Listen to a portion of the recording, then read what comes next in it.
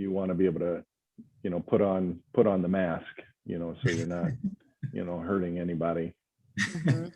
Your mask is a Yeah. Yeah. That's good. Yeah. Thank you. That's great. I appreciate that. Oh, that's my favorite so far. Will.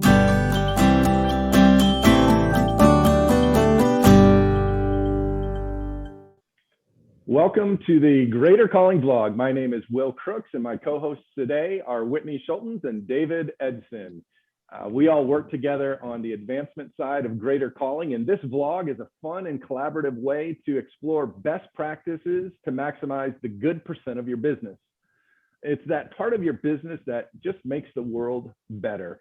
And our guest today is Carley Stevens from Gas South. She's the manager of community affairs.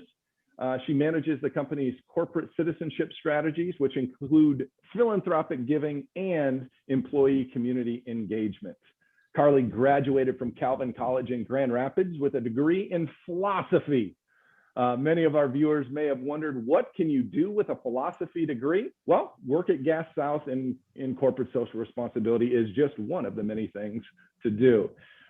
She has worked in multiple jobs in her lifetime, including corn detasseling and as a karate instructor for kindergartners.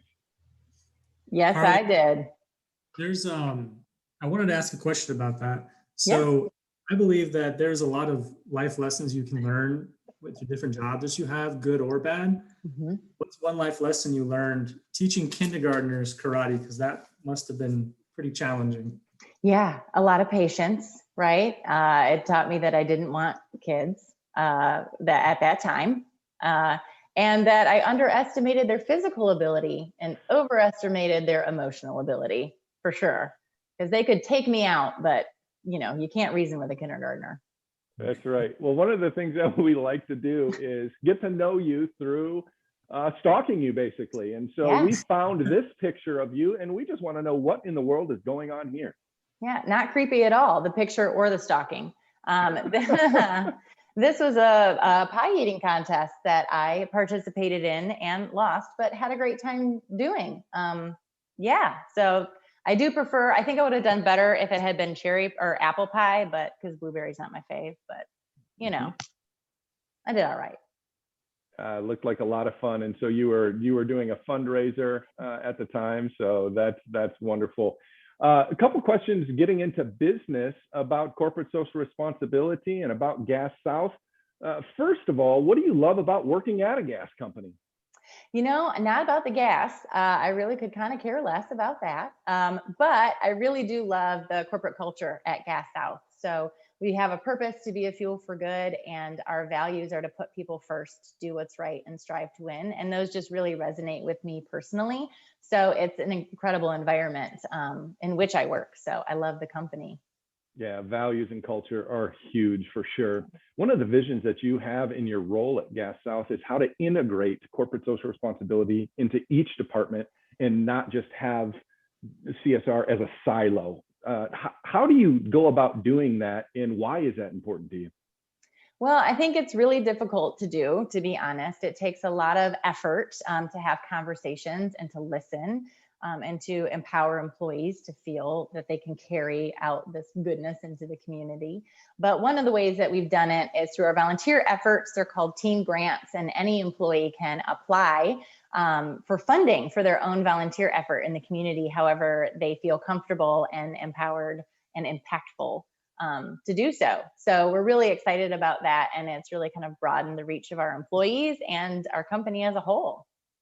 Yeah, one of the things that we see, right, are the corporate people holding a big check and writing a check and promoting that.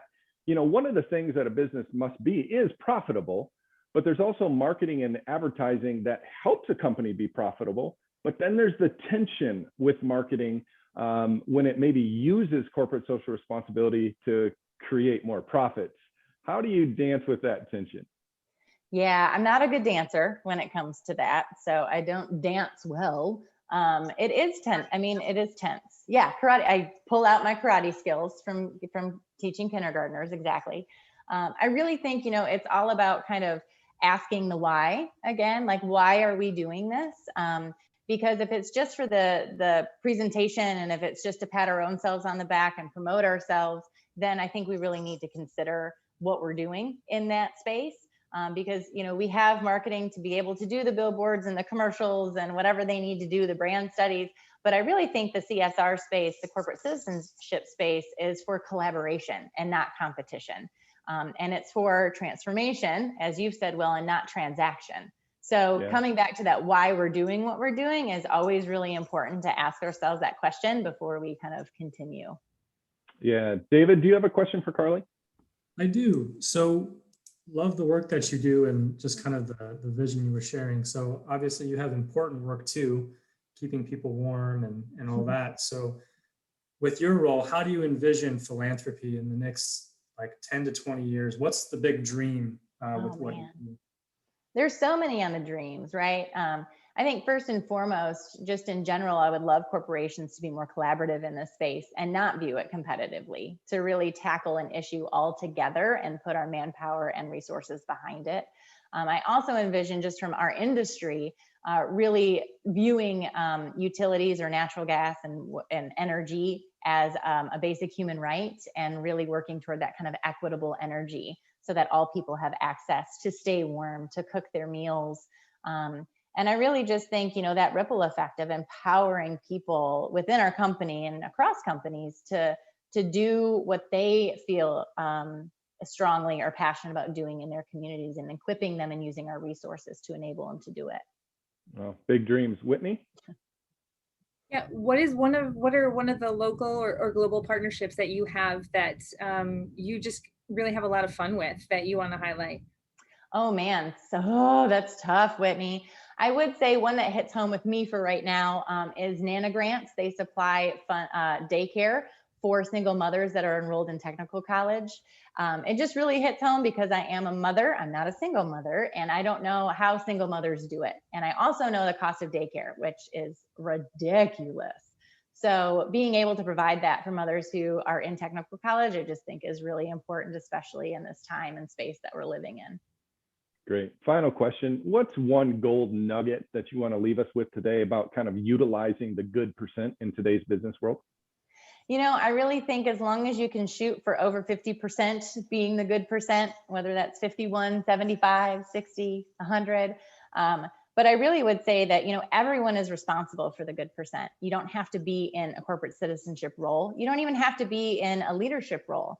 That everyone in this workplace, in this workforce, in this world is really responsible for putting some type of good percent back into the world every day in everything that they do. And I encourage them to do so.